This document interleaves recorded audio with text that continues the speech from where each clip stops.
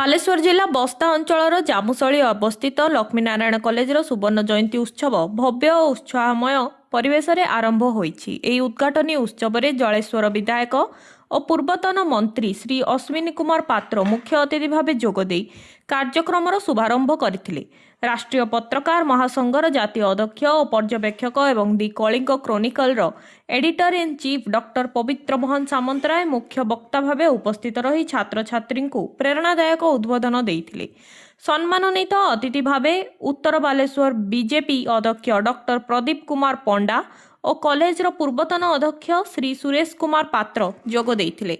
କାର୍ଯ୍ୟକ୍ରମର ଆରମ୍ଭରେ ଛାତ୍ରଛାତ୍ରୀଙ୍କ ମଧୁର ସ୍ୱାଗତ ସଙ୍ଗୀତ ସହ ହୋଇଥିଲା। ପରେ ଇପ୍ସିତା ପରିଡ଼ାଙ୍କ ଦ୍ୱାରା ପବିତ୍ର ବେଦପାଠ ପରିବେଶକୁ ଆଧ୍ୟାତ୍ମିକ ମାହୋଲରେ ବାନ୍ଧି ଦେଇଥିଲା। ଅଧ୍ୟକ୍ଷ ଶ୍ରୀ ଦ୍ୱିବେନ୍ଦୁ ଗିରି ଅତିଥିମାନଙ୍କ ପରିଚୟ ପ୍ରଦାନ କରିଥିବା ବେଳେ ଅଧ୍ୟାପକ ଦେବବ୍ରତ ଦାସ ବାର୍ଷିକ ପ୍ରତିବେଦନ ପ୍ରସ୍ତୁତ କରିଥିଲେ। କାର୍ଯ୍ୟକ୍ରମକୁ ଅଧ୍ୟାପକ ଅଜିତ କୁମାର ଭୂଁଏ ସୁନ୍ଦର ଭାବେ ସଞ୍ଚାଳନା କରିଥିଲେ। ଉତ୍ସବରେ ଓଡ଼ିଶୀ ନୃତ୍ୟାଙ୍ଗନା ସୋନାଲି ସାମନ୍ତଙ୍କ ମନମୋହିନୀ ଓଡ଼ିଶୀ ନୃତ୍ୟ ସହ ଛାତ୍ରଛାତ୍ରୀ କର୍ମଚାରୀ ଓ ପୂର୍ବତନ ଛାତ୍ରଛାତ୍ରୀଙ୍କ ବିଭିନ୍ନ ସାଙ୍ଗୀତିକ ଓ ସାଂସ୍କୃତିକ ପ୍ରଦର୍ଶନୀ ଦର୍ଶକଙ୍କୁ ମୋହିତ କରିଥିଲା।